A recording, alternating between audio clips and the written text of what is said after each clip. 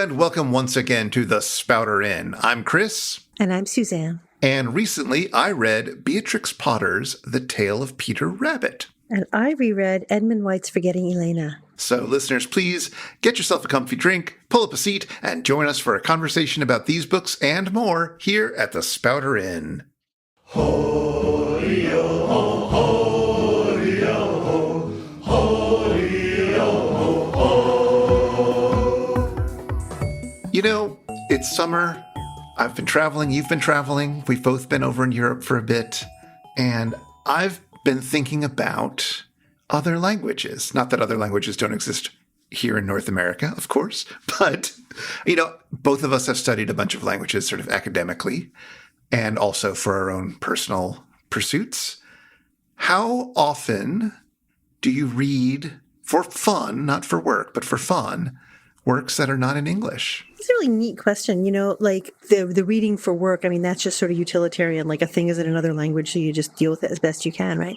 But the reading in another language that I really get a lot of pleasure out of is reading poetry, especially lyric poetry, in languages I know well enough to be, you know, comfortable enough to know what's going on there. So European vernaculars.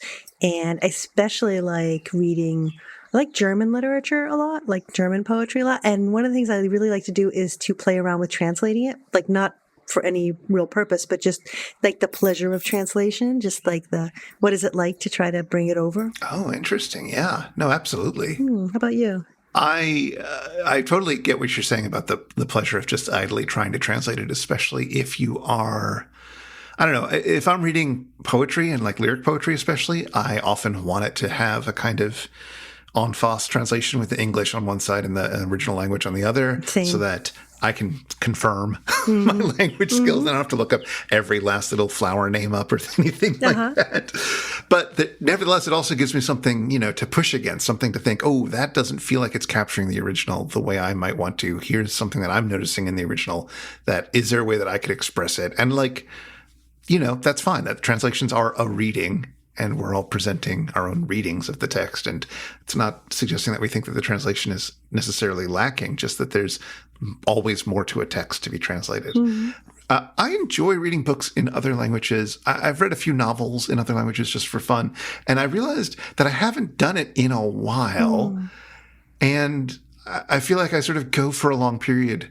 This has happened before. I've gone for a long period without reading anything in a foreign language. And then I sort of pick something up, usually in French, which is probably my strongest other language, and realize that I can read it and that I really enjoy the fact that it's pushing my brain in these other directions. Not just like the pleasure of the fiction, but just the pleasure of trying to grapple with that other language is really interesting. And I feel like I need to, at some point soon, tackle something in one of the other languages that I've studied and puttered about in, whether it's French or Latin or something else. That would be really fun to do. You know, like when you're describing this experience of reading French prose and like pushing against it and like seeing how far you can go with it. Like I know I've done that in the past when I wanted to kind of improve my comfort level with the language before, I don't know, traveling or whatever. So you remember years ago, I wanted to improve my French. So I was reading, if you read things you already know the plot of, it really makes it easy. So I was reading Simenon novels, right? You know, Georges Simenon. And those were really good to just sort of like build up that vernacular kind of sense. I mean, made you sound a little like, I don't know, a cop in the 50s, but you know. Exactly. But I mean, other than that, it was very natural. Or reading newspapers, right? So those I've done quite a bit of. But this idea of going to read maybe a novel in French or something really neat. I'm thinking especially about books that I've wanted to read and I bounce off the translation. And I'm like, wow, I should really just have the gumption to like read this, particularly in French. So things like Madame Bovary or Proust. I keep thinking, you know, these translations are not doing it for me. I am sure that reading it in French is really a great experience, but I've never had it. I have read the first 50 pages, that first section of Proust in French for class back when I was way back in the day. And it was delightful. And yet, you know, it's tackling Proust in the best of circumstances is climbing a mountain, right? I've never made it very far past base camp, but I keep wanting to do it. I keep thinking I'll do it again someday. And Maybe. I keep waiting for a time when it's like, hey, let's do Proust for the podcast. But it's like, I don't know if I can get through all of it, ? Maybe just the first book in a month. I could probably do that, surely. And maybe we could settle on some, either excerpts or, like you said, the first part. And I think pairing it with, a really good cookbook would be really appropriate. That's true. I will say also at some point back in the day, I was picking up a French book. I think I just found it cheap and used and was curious and started reading it. And it was short, so I got my way through it. Mm-hmm. But I read the original French novel, which eventually became Planet of the Apes. You're kidding. Yeah, it's just a short sci-fi novel in French. It's quite different from the movie plot-wise. But I unexpectedly learned so many names for different types of simians. Especially the females of each of the species seem to have their own name. I don't remember any of them now. This was many decades ago, but it was just wild how specific my vocabulary in French got for a bit there. Once upon a time, there were 4 little rabbits, and their names were Flopsy, Mopsy, Cottontail, and Peter. They lived with their mother in a sandbank underneath the root of a very big fir tree. "Now, my dears," said old Mrs. Rabbit one morning, "you may go into the fields or down the lane, but don't go into Mr. McGregor's garden. Your father had an accident there. He was put in a pie by Mrs. McGregor." Gosh, that's some euphemism. Wait. Had an accident. Wait, I thought you meant putting a pie was a euphemism. No. I was like, what are you talking about? What is that a euphemism for? No, man, he's in the pie. Oh my. Okay. So The Tale of Peter Rabbit is an illustrated book by Beatrix Potter. And in fact, it's her first book, which was first printed privately in 1901 and then in a trade edition the following year. And the text of the story is accompanied by some absolutely beautiful watercolor illustrations by the author. And each 2-page spread of the book features an illustration and a few dozen words of the text. And the story is fairly simple. Peter is disobedient and immediately runs into Mr. McGregor's garden even after his mother tells him not to. He gets spotted by the farmer, and there's a chase. And during the chase, Peter loses his shoes, and then he gets tangled in some netting, and he removes his coat in order to escape because, the animals in this book are somewhat anthropomorphic, or at least the rabbits are, and they sometimes wear clothes. Anyways, good news. Eventually, Peter manages to run past Mr. McGregor and back out of the gate and arrives safely home to his family. His mother's a little annoyed. This is like the second jacket he's lost in 2 weeks. But she gives Peter some chamomile tea and lets him rest in bed while his older sisters enjoy a nice supper. The end. Sorry, spoiler warning. I guess I should have said spoiler warning for those of you who haven't read The Tale of Peter Rabbit, which I have to admit, I hadn't until a few days ago. Somehow, I don't know how that happened. Like, I feel like I knew the basic gist of the story. Maybe I had read it as a kid. Maybe it was read to me and I just didn't remember it because we didn't have a physical copy in the house growing up. But this is one of those classic children's books that was very peripheral to my experience. Did you grow up with it, or did your children grow up with it? Well, before I answer this question, I have to, how did it enter? How? We'll get to that. Let's let me build up to that. Okay. Well, I don't think I read it as a child, but I did read it when my first child, my daughter Yassine, was born. So this would be 1989. And I remember we had a really cute little set of, I guess it was 4 or 5 books in the Peter Rabbit series that were small. They were 4 by 5 inches kind of, that a relative had given to us. And so I obligingly read them, but I was like, these are tedious. These weren't nearly as exciting as some of the other stories, I don't know, Bernstein Bears or Batman or the other things she really, or the Going to Bed book, the things she really enjoyed. So they more became kind of like toy books as opposed to reading books. And also there was plenty of Peter Rabbit paraphernalia. I remember one of her little china bowls had Peter Rabbit on it, and there was a Peter Rabbit stuffed animal. So that's the last time I read that book was 1989. Okay, fantastic. And this afternoon. Yes. I'm glad you took a little time out to read this book. It's a very short book, everybody. That's that size you describe, about 4 by 5 inches or something like that, like fitting nicely in the palm of your hand as an adult, is, I believe, how big the original books were. And that's one of the things that people note about them, is that they are kind of scaled down from other children's books of the time, so that they are more sort of appropriate for the children, and that like the images and text fit on them in a really nicely way. Like it's all very considered and deliberate in a way that I think is very pleasant and interesting.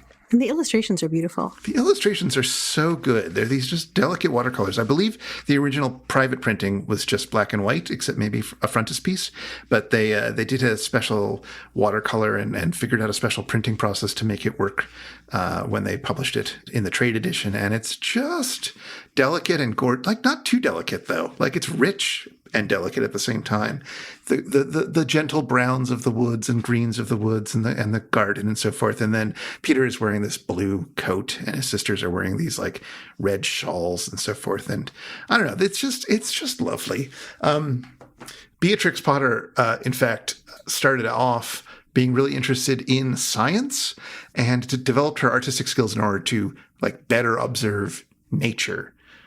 Studying mushrooms in particular. And apparently she did some really interesting research into mushroom reproduction and just like really developed her skills. And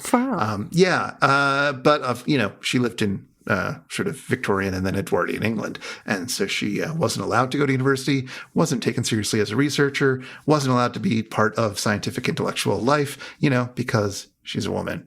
So, bleh. Yeah, it's when you're describing this background, it's interesting to look at the images and see how, even though they're done in a kind of a stylized way, like a child-friendly way, you can absolutely tell what kind of plant each one of these plants is. It's absolutely clear what you're looking at. You're looking at nasturtiums, you're looking at geraniums, you're looking at, lettuces. It's absolutely clear what you're looking at. And then at the periphery there are birds. Yes, right? And they're drawn with a high level of care. Exactly. Yeah.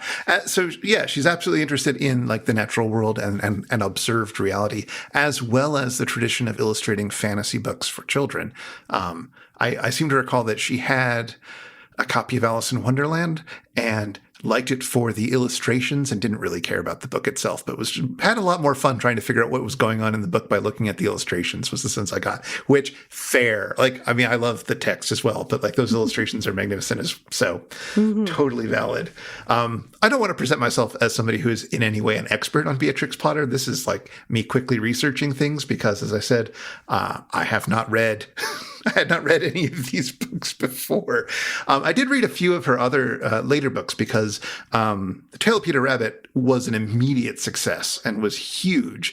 And the press basically got her to write a bunch more, and like all sorts of books came pouring out of her. And several of the ones that immediately followed, I think, are a bit more exciting, but less iconically simple, let's say, than Tale of Peter Rabbit. Tale of Peter Rabbit is such a smooth book, and the stakes feel so low despite the threat of what happened to father, right? Mm-hmm.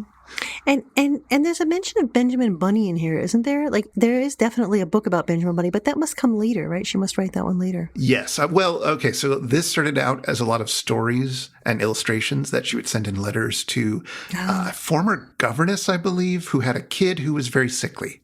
So it was to entertain this like 5-year-old kid with scarlet fever, I think. And it was like, these are really good. You should think about publishing them. And so she did. And that turned out to be correct. But yes, there was a Tale of Benjamin Bunny that came out a few years later. There's a Tale of Squirrel Nutkin, which I think is a really interesting one that plays around with riddles and an unexpectedly violent ending in a small way. Like, it's just interesting. I don't know. I found some of her later books to be significantly more compelling plot-wise, while still maintaining some of the sort of childlike delicacy of Peter Rabbit. But there's something kind of iconic about this one. It feels just like what we said about The Wizard of Oz, where there's something sort of pure and simple about the first book, and the later books are messier and more interesting because of it. Mm-hmm. And let's see, you also mentioned that you had a little plush toy of Peter Rabbit and a bowl.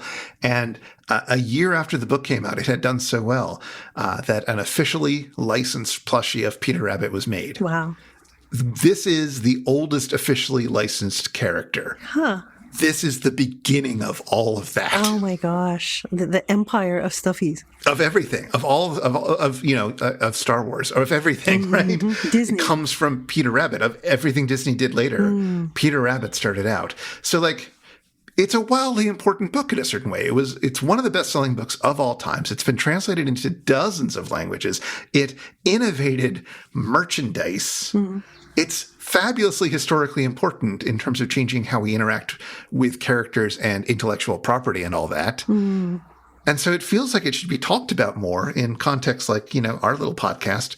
But it's kind of hard to like talk about this book because it's so short. Yeah. There's so little to it. And also there's this big disjunction between like, I don't know what you want to call it, but like the purity of childhood and, cuteness and kawaii-ness and all that on the one hand, and then intellectual property and, the financial empire on the other. Yeah. Right? I don't know whether, like, how do you think that has played out for you? Well, I'm thinking about the Sesame Street empire. Yes. Because, like, I was an early adopter of Sesame Street. In fact, one of my earliest childhood memories when I was 4 is when PBS, WNET in New York, started airing Sesame Street in 1969. And I remember going to bed as a 4-year-old going, oh my God, this is the best TV show ever. It's pretty good. Those early ones are real good. Yeah, no. So there's the greatness of, or Sesame Street, the Sesame Street in its origins. And then there's like the empire of Sesame, Sesame Place, the toys, the paraphernalia, and I'm not saying anything bad about Sesame Street today, but like these are two different things. Yeah. Yeah. Like the Children's Television Workshop's vision for what you could do with educational television on the one hand, and then, and the other hand, the toy empire. Yeah. And I was trying to think about this and try to think about like how my own relationship to texts changed by having tat, right? By having toys and by having all the other stuff, or even, as you say, Sesame Place. Like I grew up near Sesame Place. We would go there often enough. Like the idea of visiting a place that is associated with the media that you care about and the stories that you hear. The Sesame Street's complicated that way, but nevertheless is intriguing. And like, I think for people who grow up with this sort of hypersaturation of the objects of that are connected to the stories that they read, and that you can then sort of recreate them. I don't know. I grew up with Transformers, right? Little toy robots. You have the TV show, you watch that, you get the toys, you make up your own stories with the toys, and there's kind of a continuum, a line between like the text bleeds out further into your life than it. But that's, I don't know. Is that true? I don't know, because we're kids retelling these stories again and again that they read. I mean, Huck Finn, which I looked at recently, has him reading stories and then reenacting them, but without having official, pirate merch. Well, yeah, no, absolutely. And children's imaginative engagement with story is, I think, almost always mediated through objects like playing, pretending. Do you know what I mean? Like whether it's like, I don't know, marketed merchandise that comes from a particular vendor, or whether it's like, I don't know, sticks and stones and whatever that you use, right? The imaginative participation in the story requires props, right? It requires things that you do things with. And it's really neat. I remember thinking about this a lot when my kids were small. It's really neat to watch this happening in real time. So like you mentioned Sesame Place a little bit earlier. I remember when my oldest daughter was just turning 3 and second daughter was just turning 1, we went just because we were out there for their father's, at a conference or something. So we're out in Anaheim, and I took the little ones over to Disneyland, which was like literally across the street. Now the little one, Sarah, she was like, pretty oblivious, but my oldest daughter was absolutely in love with Beauty and the Beast, which was a big thing at that time. And in fact, she described herself as Belle, and she kind of associated each member of the family with a particular character. So she called her sister Chip. She called me Mrs. Potts. She called her father the Beast. Right? She had the whole thing going, and she referred to her house as the Enchanted Castle. Right? Amazing. So she was committed, right? She was really committed to the bit. So I let her wear her Belle dress when we went over to Disney on the first day. And so, there was these characters wandering around. So there was, among the characters wandering around was Belle and the Beast. And my daughter, basically lost her mind for a minute. The Belle came over to greet her, and she was paralyzed, she was smiling, but she was frozen. And I was like, reality and imagination have become one thing. What do I do now? Oh, amazing. And it all came out absolutely fine. And Belle encouraged her to come over and say hi to the beast, and everything was fine. But I remember so vividly that moment of like watching what was going on there, that this like, what happens when the imaginative world all of a sudden is real? How do you function? Wow. I know, it was crazy. That's really interesting because I've always found that I've had a great aversion to those kinds of mascots. Even now as an adult, there's something wrong about seeing the mascotted version of the character because they belong in imagination land, not right here in front of me in that way. I know. That was the only time I was ever there. But at the same time, a lot of people really get a huge amount of pleasure out of that, right? So Sure. It's interesting to think about what is going on there. What is the satisfaction there? Yeah. And, I bring it back to Peter Rabbit, like those plushies are adorable. What are you going to do? Like, yeah. It's nice.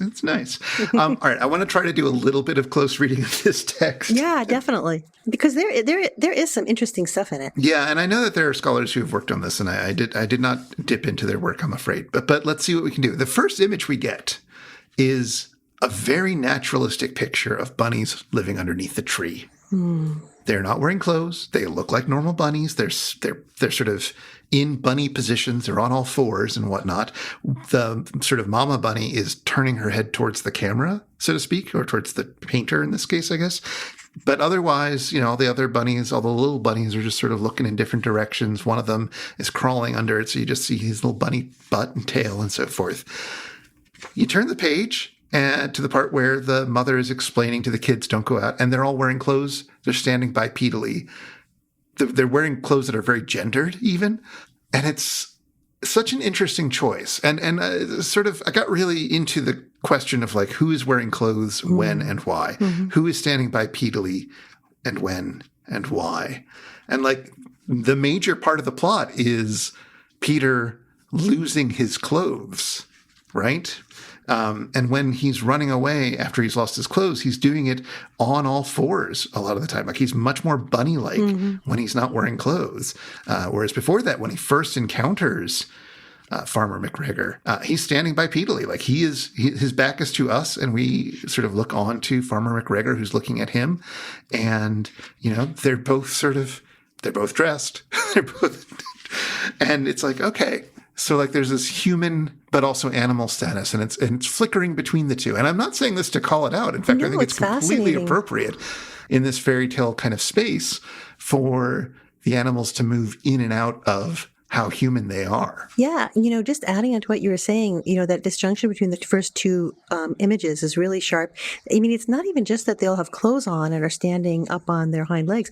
They're like, Mama has opposable thumbs, as she hands the baskets over to the girls. It's like really leaning into it. And then the next one, she's tying the string on Peter's jacket, right? So it's like, you can't possibly lose sight of how like human-like they are. And, she's got the umbrella, she's got the coat, she's got all this stuff. Yeah, she's going to the baker's to go shopping. Yeah, she's going to get those currant buns. With money, apparently. Yes, no, absolutely. Right, she bought the bread, right? But then, and the next, I wonder what you make of it, that the little girl bunnies get naked to pick the blackberries. Yeah. What do you make of that? Yeah, it's an interesting moment because they're also sort of on their hind legs reaching up for the berries. And I don't know enough about bunnies to know if they do that like a cat might.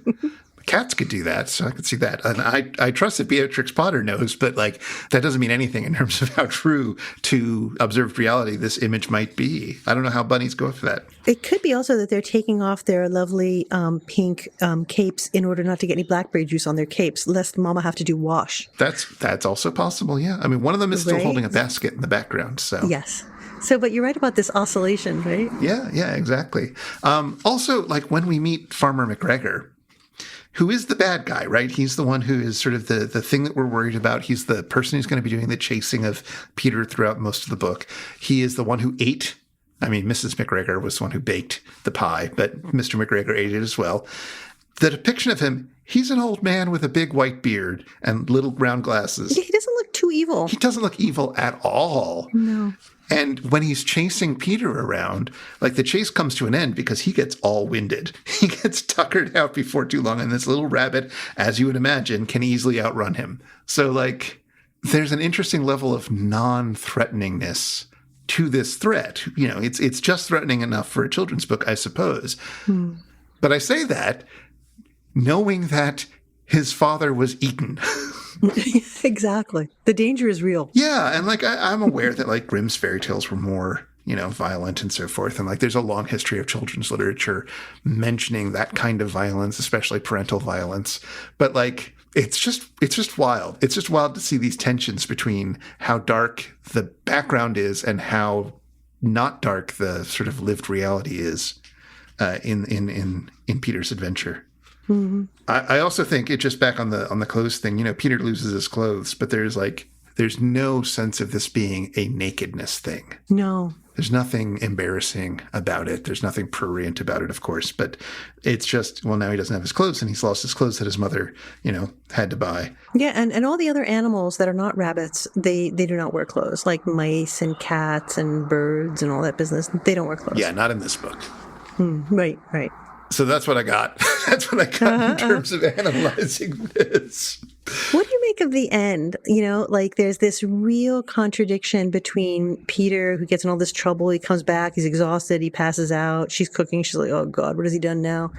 And he's not well. Mom has to give him some chamomile tea. She has to dose him 1 tablespoonful to be taken at bedtime, right? Yeah. But Flopsy, Mopsy, and Cottontail had bread and milk and blackberries for supper. Yeah. Right? And that's the end. And part of that is just the standard kind of fairy tale structure where there's 3 of something, right? The 3 sisters here. And, there's the good ones and the naughty one, that kind of thing. But notice they're naked again. I think they're wearing napkins, but no clothes. 2 of them are wearing bibs, yeah. Napkins, and one yeah, or bibs, yeah. Yeah. Right? So it's I'm fascinated by the sisters, I have to say. Yeah. I'm also intrigued by the sort of gender dynamics of it all, which I don't know. I don't know if there's much to parse. Is this a boys being boys kind of story and the girls being much, better or something. The violence sort of occurred in a gendered way. It was the father who had an accident and got eaten. That's what I was just going to suggest. Yeah. So if you think about parents as kind of laying down a pattern for their children. Right? Okay. Mrs. Cottontail is laying down a certain way of behaving that the girls are clearly in tune with. But Peter, though, man, he's sailing close to the wind. Yeah. And, I read a few of her other later books, and I feel like sort of traditional gender roles are mostly being kept to. Certainly the idea of the young boy who goes astray is very much Squirrel Nutkin's story. And in The Tale of Benjamin Bunny, he helps Peter go back into the garden and retrieve his clothing. It's it happens immediately after this story, or the next day, basically. And then Mr. Benjamin Bunny, the father you see, goes looking for his son, scares the cat away from who's bothering them, and finds his boy and whips him with a switch. So Isn't that interesting? The reemergence of the powerful father. Yeah. I think we need to contextualize Peter Rabbit here in that larger framework. Yeah. But I also feel like I need to read a bunch more before I try to do a proper analysis of what's going on with Beatrix Potter and gender and so forth. Mm-hmm. And that isn't why I chose this book. Yeah, that's the big thing I want to know. Yeah, I chose this book partially because it's a short book that I had never read before. And I was traveling, and we just recorded our previous episode a week and a half ago. So I didn't have any time to read something more ambitious, but I wanted to read something that was I was traveling to England. I thought, let me read something that is traditionally English. And I was traveling with some friends and family. And we were with my nephew, who is 16 now. And he was doing his sort of grand tour, I guess. He's got a real interest in ancient world. The sort of thing. So they went to Athens, and they went to the Parthenon, and then we took them to the British Museum so that they could see the Parthenon marbles, where they'd seen the replicas in the one place, and now let's see the originals in the wrong place. And we've talked a bit about that sort of thing recently. Mm-hmm. And it was fine. I'd been to the British Museum before. It was very, very hot. I was very, very sweaty and unhappy and had a hard time parsing anything. But while I was resting down in that little courtyard area, they also have a little gift shop there. And I was idly looking at things. And I found a copy of The Tale of Peter Rabbit, hieroglyph edition. No. Yes. So you know I was going to buy that. How was it? Well, I don't read hieroglyphs, do I? Oh, I'm disappointed. Okay, so like it's in Middle Period Egyptian hieroglyphs, or inspired by Middle Period Egyptian hieroglyphs. It was originally published in 2005, translated by a few Egyptologists. Of course, it's an interesting little book. It looks just like the original. It's the same size. And it has, in addition to the sort of hieroglyphic text, which is very interesting to see sort of against the illustrations, right? Because it is so pictographic, even if, it's not depicting things in that sense literally. But it's got all of the annotations explaining all of the choices that had to go into the translation on the same page as the text. That's so interesting. What do you think they were up to? Like, what goes into a decision to translate that book into hieroglyphics? I think it's an interesting challenge, and the book is long enough that you can sort of do it, right? And the thing that results is something where you can enjoy it. You can enjoy the look of it without being able to read it, right? Because it's still got all the illustrations, and you've probably read the story. You probably grew up with the story, so you know how it goes. You know what each beat of the story is. That's true. So you're looking at the image, you're looking at the translated text, you're enjoying the funny-looking hieroglyphics with the owls and the asps and so forth. And then you've got the annotations for the decisions the translator made, which will help you both sort of understand some of the translation issues that you might run into, but also kind of give you some reminders of where you are in the text. So, for example, it is highly unlikely that the potato was known in ancient Egypt. So apples of the earth, and then it gives the hieroglyphic translation, has been substituted. And of course, gooseberries were unknown in Egypt. And so here are translated simply as fruit. And then the word for fruit. So there's an interesting tension here, right? Because translating it into another language, and especially into a kind of ancient high status hieroglyphic, like holy writing, like the writing that you put on temples to last forever, to speak with the gods, or on that level of writing, you're translating this story into that. You're elevating it in that way. But you're also showing all the ways that it's incredibly specific to England. And even to the land, kind of, the things that grow there. Exactly. And to the time, right? Because potatoes, right? Yeah. Potatoes grow in England, but only recently. Not before a certain date, not during Egyptian times. So there's a really delicate kind of play at the points where the translation isn't smooth. There's probably also some delicate play happening in the other parts of the translation as well, but you kind of have to learn the language to get that. And of course, I don't think they would mind if you went off and then learned the language. That's fascinating. Of course, they were also at the British Museum selling, textbooks to teach yourself hieroglyphs.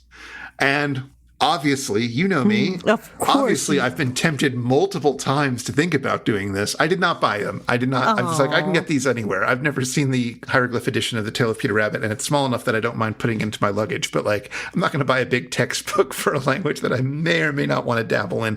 I don't know. It's so interesting when they do translations of books that people know well into languages that are not obvious choices. I'm thinking, for example, I'm sure you saw this, there was a Latin version of Harry Potter, the first book that appeared at a certain point. Not just the first book. They also translated the second book. I don't think they did all. But they did the first two, which is amazing. Yeah. And the first book into ancient Greek. I read the first book in Latin. That is the only Harry Potter that I read. And it was back in the time before, before everything. But I had a plan for a while when Harry Potter was getting big. And I was like, well, when it's done, maybe I'll read it. And then it was getting translated. And I was like, what if I read each book in a different language? Wouldn't that be fun? And I didn't do that. I only read the first book. And so alas. Darn. It's not too late. Well, it's not too late, I suppose, but I'm just simply not going to. There are way too many other books that are. Yeah.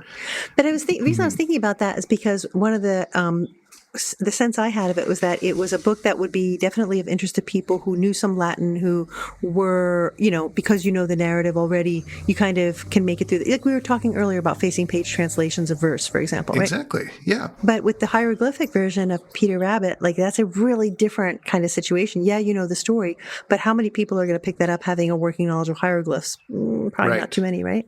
Right. Yeah, the classic example of this, the sort of most famous example, was the translation of Winnie the Pooh as Winnie le Pooh into Latin in 1958, which became a New York Times bestseller. It was the first non-English book to hit the New York Times bestseller list, which is wild. That is crazy. Yeah. Did you ever dip into Winnie the Pooh when you were learning Latin? I did not. I knew that it existed, but it never crossed my desk. I did pick it up and I tried to read it, and I have to say, I found the level of Latinity to be higher than I was ready for at that point.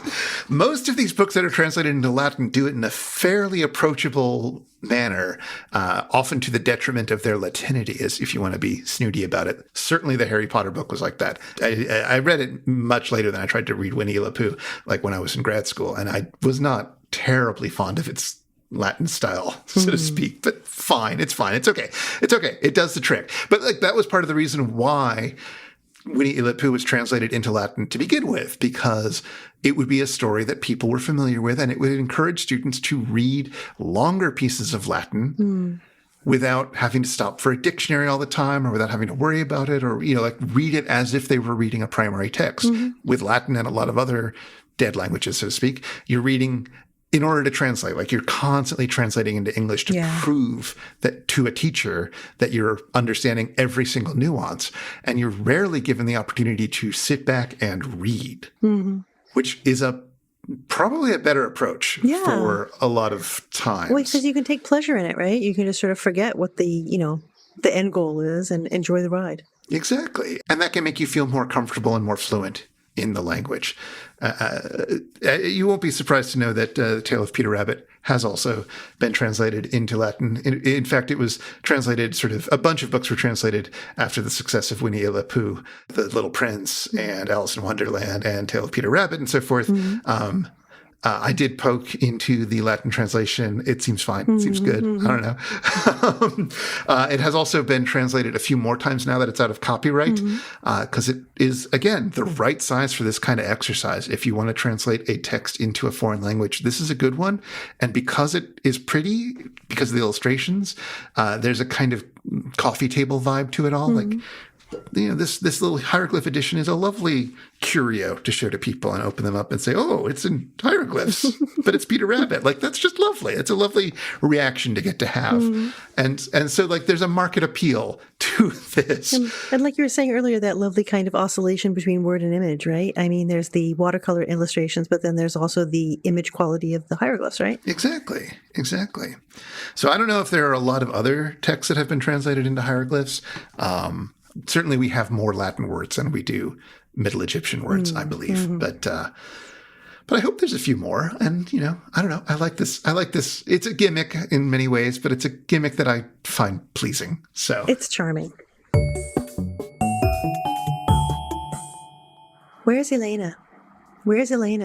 Herbert asks me. But can you find a new lover that easily? Actually, Herbert tells the mirror girl, you become less interested in love after a great disappointment. Your desire to control him or her remains, but you no longer expect or even want affection. You wouldn't even accept it. You just want control. So we mentioned Edmund White the last time we got together to do a podcast episode because he had just passed away in the early part of June. And it was nice to think about him, think about his body of work. And in the course of that conversation, we mentioned Forgetting Elena, which is his first publication. It's his first novel, but also his first publication. Came out in 1973. And I was really charmed to have the chance to think back on that book, because the book I absolutely loved when I first read it must have been in the mid-'80s. And it was really neat to come back to it and read it again now, because like we've said this many times in the past, when you read a book at one point in your life, it speaks to you in one kind of way, and you read it at another point, it speaks to you in another kind of way. And I was delighted to find that sometimes you'll read a book you loved long ago and you're like, oh, what was wrong with me that I loved this? And with this one, I read it again. I was like, this book is fantastic. And I think this is a kind of perspective that you could kind of see in the criticism a little bit too, because even though there was a fair amount of recognition for the novel, pretty soon in Edmund White's career, people tended to focus on some of his other publications, which I'll say a little bit about in a moment. And Forgetting Elena kind of a little bit slipped to the edge. And even now, if you're looking at something like Wikipedia, like they'll have articles on a number of his works. Forgetting Elena doesn't have a standalone one, right? Because that kind of gives you a little temperature of like how much attention the book gets it. And I think it's because it's a bit difficult to write about.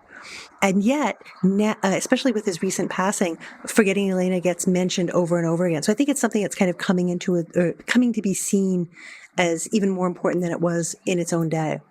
So I'm just going to say a little bit about Edmund White. We talked a little bit about him last time, but he was born in 1940, passed away last month in June of 2025. And he wrote all different kinds of things, novels, memoirs, plays, nonfiction of various kinds. And as I mentioned, his first novel, Forgetting Elena, came out in 1973. And he went on to publish a tremendous number of books of different sorts, of which A Boy's Own Story, which came out in 1982, I think is one of the ones that really had a big impact on readers in the 80s. He wrote two other volumes, I guess, in what you could call a kind of semi-autobiographical / novel / memoir series, starting with A Boy's Own Story, then The Beautiful Room is Empty in 1988, and then finally The Farewell Symphony in 1997. So sort of like using his own life as the material for a light fictionalization. I mean, they're very beautiful books. He also published early in his career a co-authored volume, The Joy of Gay Sex, which came out in 1977. So he's somebody who just had a tremendous impact, both in terms of what he was writing in the 70s and 80s, but also in the kind of work he was doing. He was a co-founder of the Gay Men's Health Crisis in the 1980s. And he spent a lot of time in France. And the biographies he wrote of important writers like Genet, Proust, Rimbaud, this caused him to be really recognized as a real contributor to culture in France. And so he was recognized with the Order of Arts and Letters and so on. So he's quite an important figure in all different kinds of ways. And this book, I think, stands out. You said that you had the chance to look at it before today, right? I read it today, in fact. While you were reading Tale of Peter Rabbit, I was digging into Forgetting Elena. I liked it quite a lot. There's a bit of an asterisk to that, but broadly speaking, I thought it was really interesting and weird. It's a very weird novel. It's really weird, right? Let me give a little summary of it, and then we can unpack some aspects of it. And I feel like it's a book that I both really love, but also there's a lot of things to say about it. So in this novel, which feels like a memoir, or maybe like a piece of science fiction, or maybe like an elegy or very sad poem, we are with the first-person narrator, who doesn't understand anything at all about the world around him. He speaks to us in the present tense, and he seems to have absolutely no memory, so he has to observe the people and circumstances around him very carefully in order to navigate this strange world he's found himself in. But the narrator is perceptive, almost paranoid in the intense level of analysis he brings to every social interaction.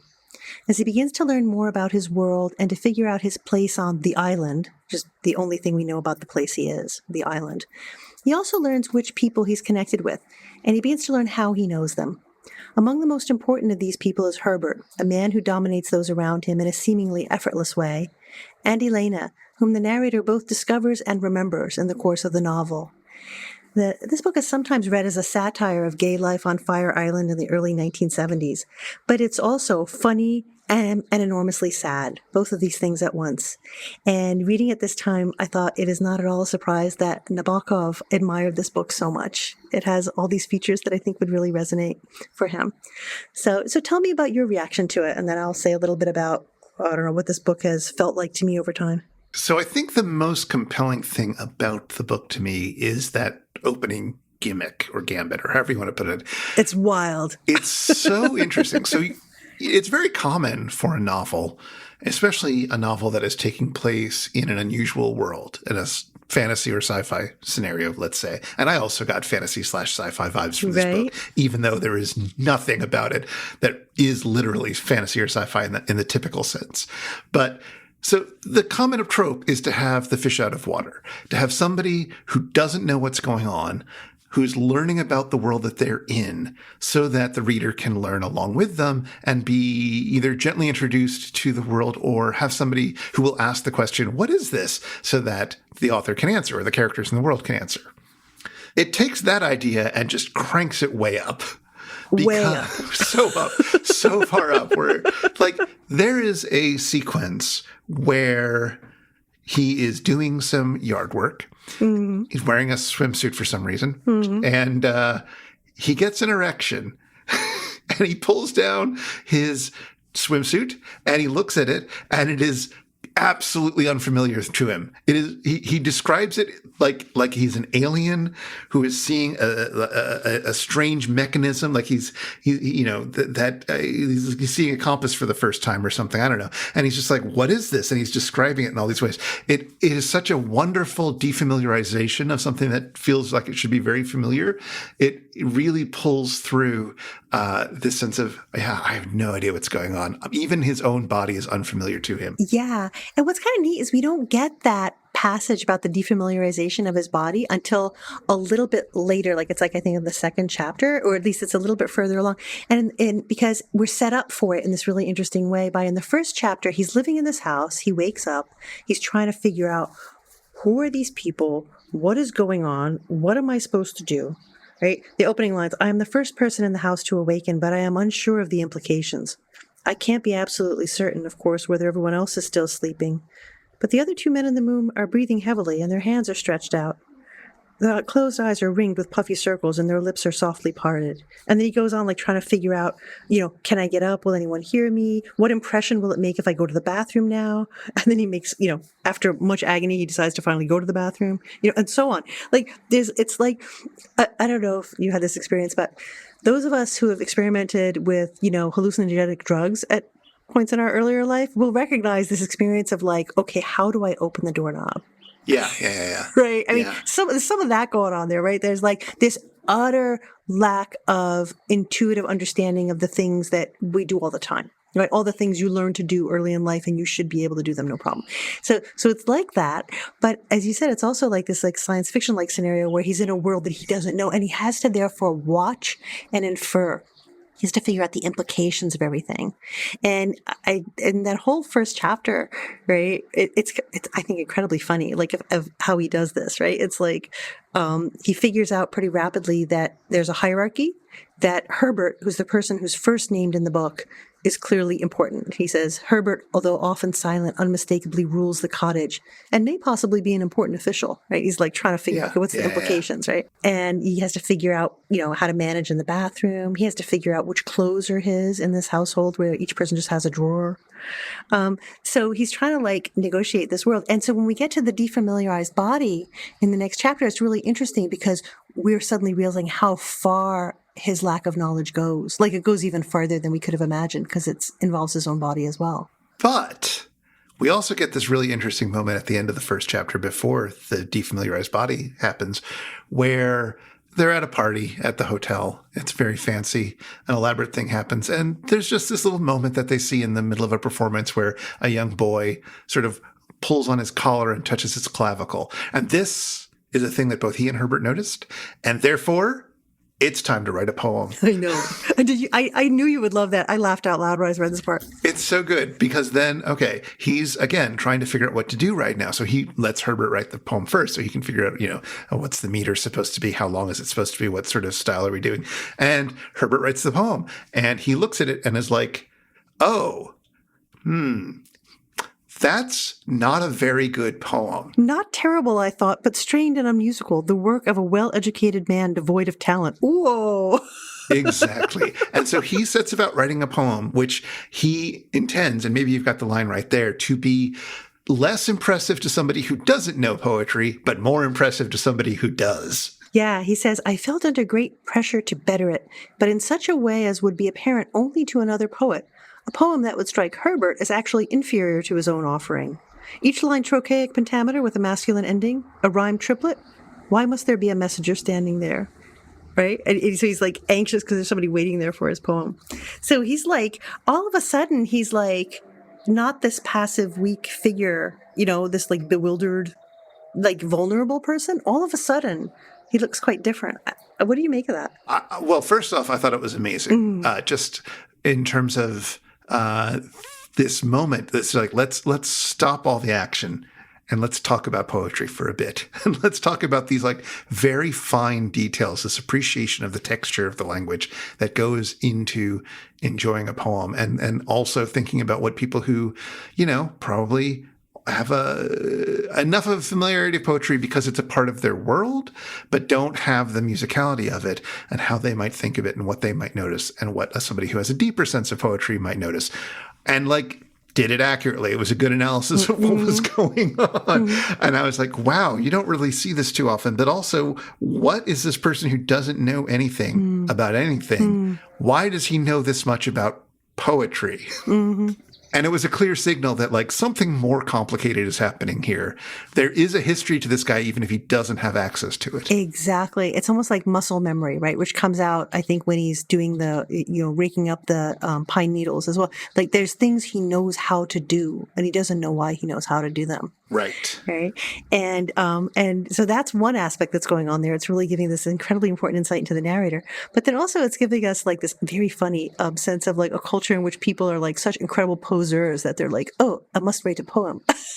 Sure. But I am familiar with that kind of idea of like, I don't know. I haven't read some of the Pillow Book or whatever, or some of these things that are taking place in courts where poetry is very important and bad poems are passed to each other as part of, courtly messages that are interpreted in these arcane ways that may or may not have anything to do with poetry. Like I'm familiar with some of the tropes around this, but like it was interesting to see somebody find themselves in that situation and try to deal with it. Yeah, but the poetry writing ends up being a real bone of contention, right? So like in terms of the themes of this novel, there's a few different ones you could point out. But one of the ones that's going on is it's this really acid account of society, like of social cues, of how people navigate and transform social hierarchies and how you like manage to work your way into positions of authority or power or undermine others, right? So that's incredibly interesting, the way in which that is part of what goes on.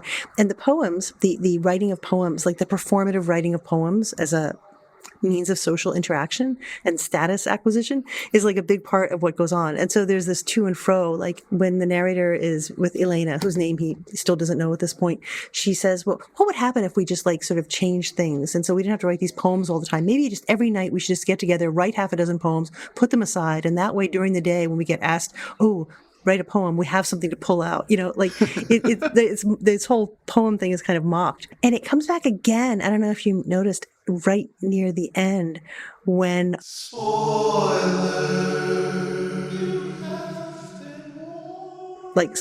Elena has died. And Herbert imparts this news to the narrator. And he does this. He says, Herbert leans forward, his blue eyes clear and vivid. Shall I bring you paper and ink? Why would you do that, I inquire? So you can record your first impressions of the news. A poem, you see. People may expect a poem. No, don't bring paper and ink. I can't think what to say next. And it goes on a little bit. A poem, I say at last, would be inappropriate. Elena hated them, as you may recall. What I'll do is devote the morning to reading her memoirs. She gave them to me. Reading her book would be the right sort of commemoration, don't you imagine? Yes, Herbert replied, brightening, inspired. Don't worry, I'll tell everyone about your decision. I'll explain why not doing a poem was, given the context, quite correct, and let everyone know of your private hours devoted to the manuscript. In fact, I fancy that your reading of the memoirs will come to be known as, quote, the absent poem. Yeah. Yep. I'm like, oh man, like there's this moment in the book where it's really sad, right? What's going on? And on the other hand, you're like, yeah, that's how these folks are. Yeah, exactly. So it's like, so that's, that I think, I don't know, it captures a little bit of the multiple layers of this book. That's like, it's funny. It's very like satirical. But it's also quite poignant. I don't know. Did you find it moving as well? Or not really? I mean, me finding it moving may come from the fact when I read it as a young person, I was like, oh, this is really moving. I was really struck by it. So, well, all right. Let me ask, what about it did you find moving? Because maybe. Well, the way it invited you to feel the terrible sadness of when a connection is lost, right? It lets you participate in that and then also mock yourself for it, right? So toward the end of the book, one of the things that happens is, he's reading the memoirs and also kind of remembering the past, right? And in the course of remembering the past, he's in the palace and he looks at the room where he used to live at some point in the past.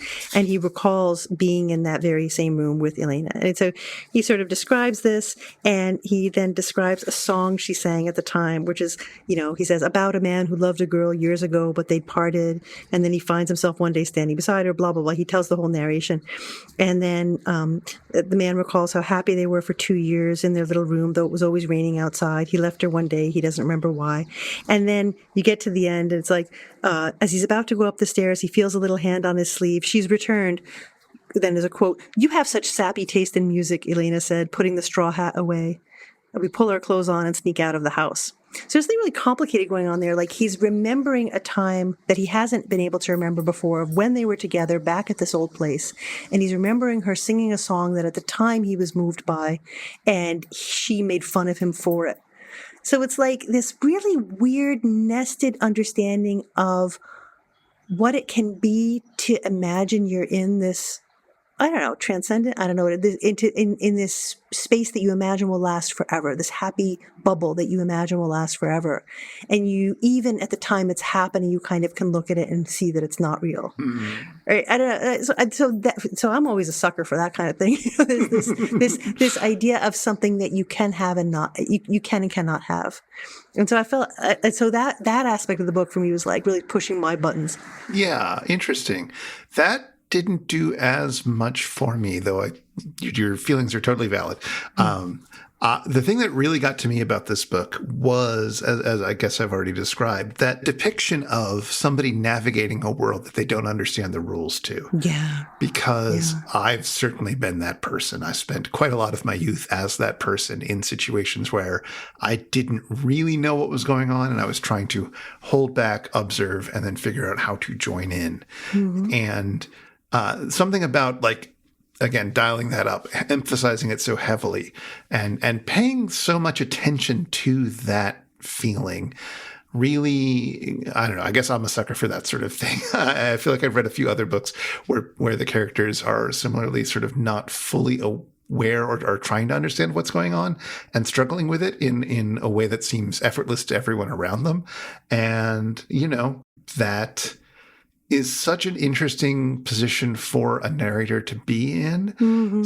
Sometimes it feels like some of those texts are, let's say, playing a little fast and loose with neurodiversity topics, which they may or may not be doing a good job with. And fair, if that's the case. I don't think this book is doing that at all. But nevertheless, there's something so compelling about the way that novels can be so interior, and somebody whose interior is so questioning and unsure of how it's fitting in with the rest of the world, or is so fish out of water in that sense, in a very fundamental sense. I don't know.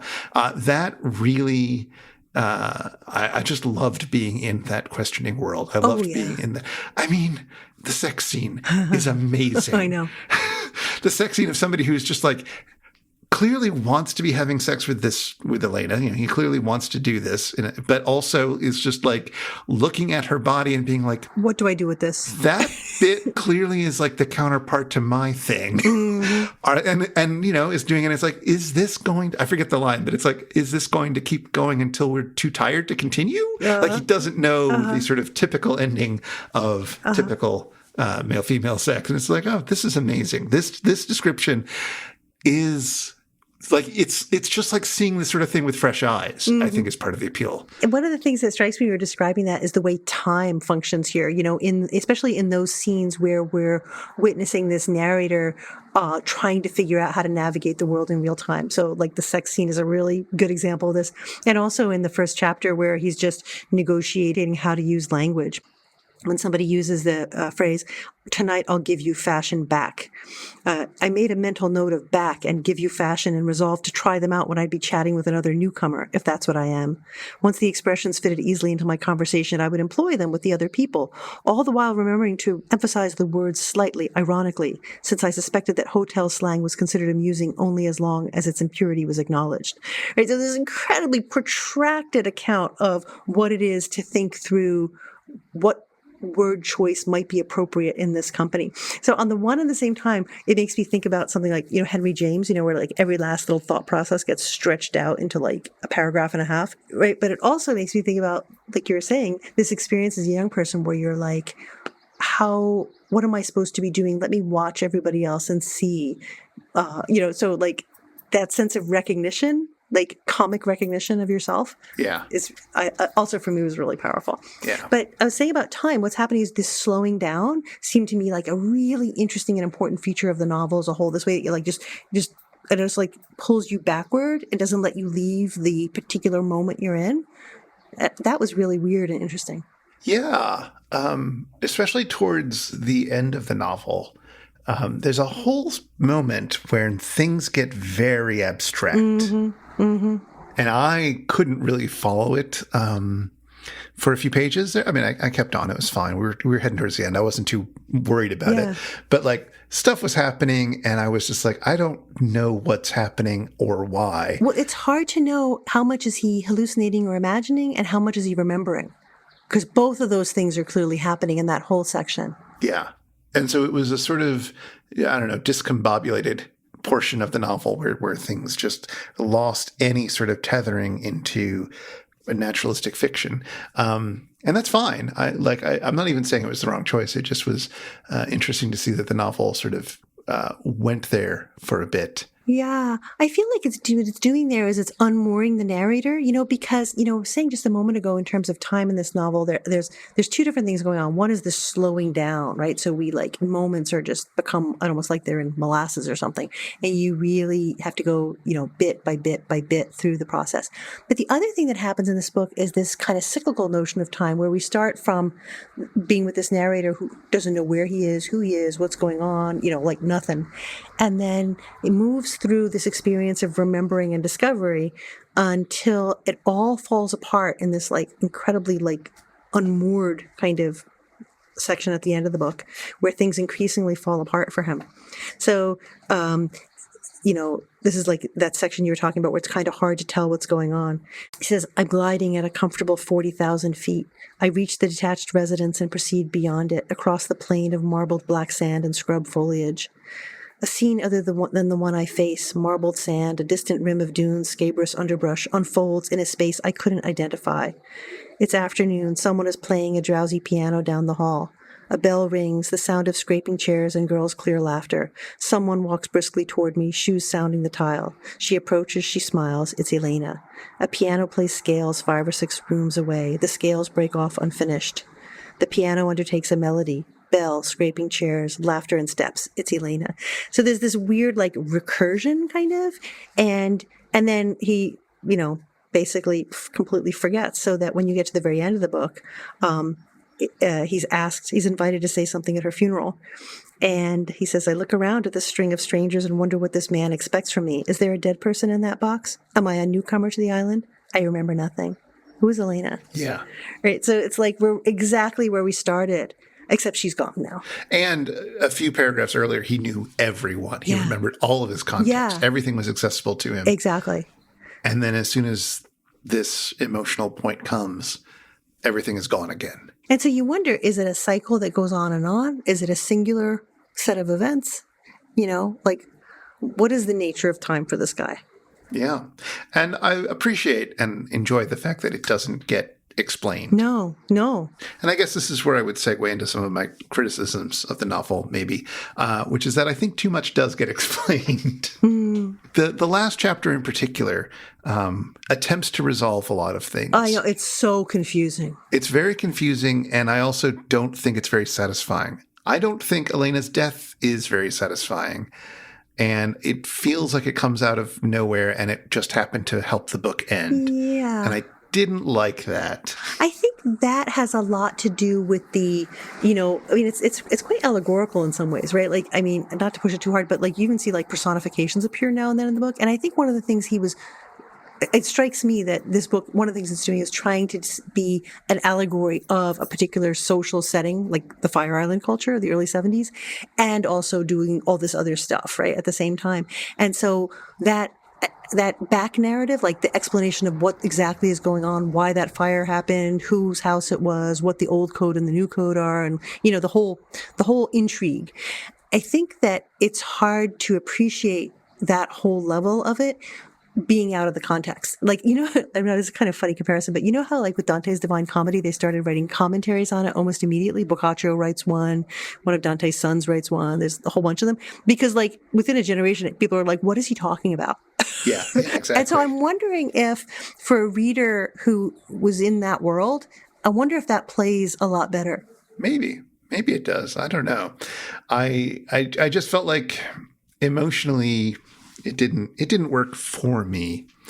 Not the end of the world. Like, there's still plenty I loved about the novel. The other thing that I do feel like I want to bring up is that we get some indication by the end of the novel that this is all happening on some colonized island, let's say. Oh, yeah, definitely. And that the characters that we have been interacting with mostly are the remains of the colonizing class. Mm-hmm. Mm-hmm. And there are only a few moments where we see indigenous bodies and indigenous peoples. But there are a few of them, and there are a few recurring ones. And in particular, there is a woman who is closely associated with Elena named Maria. And the Black characters are generally described in passive ways and are often described mostly through their bodies in a way that was really uncomfortable and unpleasant to read, which may have been appropriate for the mindset of this colonizing class, but still felt a little, I wish it hadn't been quite done that way. I wish that there had been some way of either giving them some agency or just dealing with that material better. Yeah, no, absolutely. And, when you mention like an indigenous population, I mean, one of the things that's really striking about Fire Island in that area is it's Shinnecock and Matinecock territory. And these are indigenous nations that intermarried a lot with Black community. And so, you got to wonder to what extent the novel's reflecting not just Black people who are part of this social dynamic here, but more specifically, people who are like literally indigenous, right? Yeah, and if that's what's going on here, and it might be, it doesn't feel, it feels underdeveloped or it feels poorly developed. Yeah, no, I totally agree with you. So that is unfortunate for a book that otherwise I found like completely fascinating and would heartily recommend to anyone interested in. I mean, gosh, it's just such a weird novel. It's just such an interesting position. It is. I found one little passage that I thought would really, really push your buttons in a good way. And you have to tell me if you liked it. It's actually the moment when the narrator discovers Elena's name. And so she's been at a party with him. She went off somewhere and he's talking to somebody. And so he says, he sees me holding 2 paper cups. He fills them. Who's the other drink for? He asks me. Who? What do you mean? Come on, he says. You can admit it. It's for Elena. I saw you come in with her. Elena Valentine. Now that I know her name, I feel I've gained a new purchase on her, new rights, a lien on my Elena. Right? I thought, I'm like, oh my God, Nabokov would totally love this. Yeah, exactly. Well, and of course he did totally love Yeah, this. but I mean that, Anyway, I thought you would enjoy that too. Yes, I did. He said, the next thing he says? He says, I'm so excited I can't wait to get back to her, like a painter eager to check a title he's conceived during a walk against the canvas drawing in his studio. Isn't that a nice little simile there? It's accurate. It's very accurate. Well, yeah. Like, in other words, she's fictional to him, even in that moment. So that's one of the things I really admire about Edmund White, like the ways in which fiction and memoir and fiction, like they're like twins, they're so close. You know what I mean? Like, there's his narrator character here is self-consciously recognizing the creation of this figure, which the author has created rather than the narrator, right? There's just something really neat going on there. Well, that was lovely. I wanted to sort of put an underline under something that we just did, which is in response to the passing of an author that has some esteem, whether we've read that author or not, we responded by reading some of his work and talking about it. And we've done that before. We've done special in memoriam episodes after writers who are important to us, or however you want to slice that, have passed. We've gone and focused on their work as a tribute and a way of remembering them. And I don't know. So I always wonder, I guess I think about that sometimes. I'm like, what is that? Like in a sense, is that too late?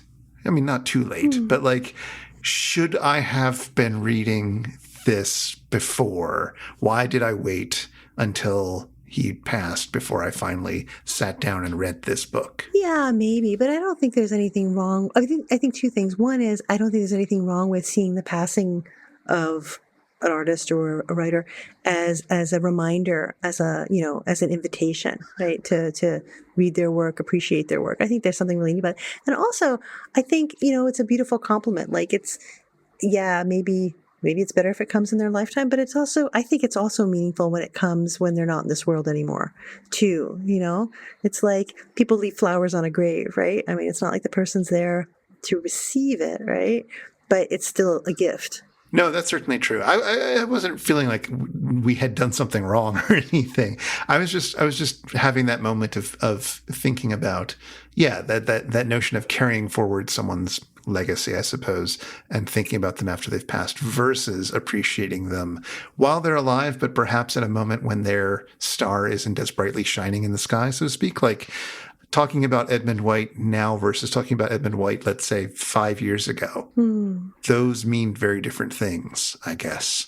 And thinking about how there are structures that encourage us to read Edmund White or anyone after they've passed, but not many structures that encourage us to read him 20 years after his peak relevance, let's say. It's true. You'd have to be really mindful of it. Like you'd have to seek out writers who are, like you said, kind of eclipsed. Yeah, I there's something about like, I don't know, that question of like, who was popular and important 20 to 30 years ago, who is still alive, but isn't discussed as much today? And what would it mean to revisit their work now? It's actually a really interesting question. Yeah, I have to think about who, listeners, if there's somebody who you think of who fits in that description, who was popular in the 80s or 90s and is still alive perhaps, but nobody talks about as much now and isn't, as active in the conversation or the scene, write in and suggest it, and I'll give it a thought. Are you going to be reading some more Edmund White? I may. Actually, I'm especially thinking about reading Nocturnes for the King of Naples, which I read part of years ago, but I haven't read more recently. I've never read it completely, and I haven't looked at it recently. It's in the form of letters, so kind of neat to think about the epistolary format, which has a long history, and that might be kind of fun. But also, as you were just talking about writers who were appreciated but then who have kind of disappeared, makes me want to pull out a collection of essays that I absolutely loved by this writer, Laurie Colwin. Oh. She died in 1992. Do you know her work? I have not read it, but I think I've heard other people say nice things about it. Well, she's a beautiful writer of nonfiction. I mean, she wrote short stories and novels and stuff too, but the stuff I read were these essays she wrote that were about cooking and eating. So she wrote this book called Home Cooking and More Home Cooking, and I actually ran across it originally because she had a newspaper column back years, like this is in the 80s. And so it tempts me in answering your call for people who are a little bit, not forgotten maybe, but eclipsed, to pull out her nonfiction, which I thought was terrific. I absolutely loved it. Yes, I think people have recommended that book to me before. And that would be very interesting. She passed away quite young. That's unfortunate. Yeah.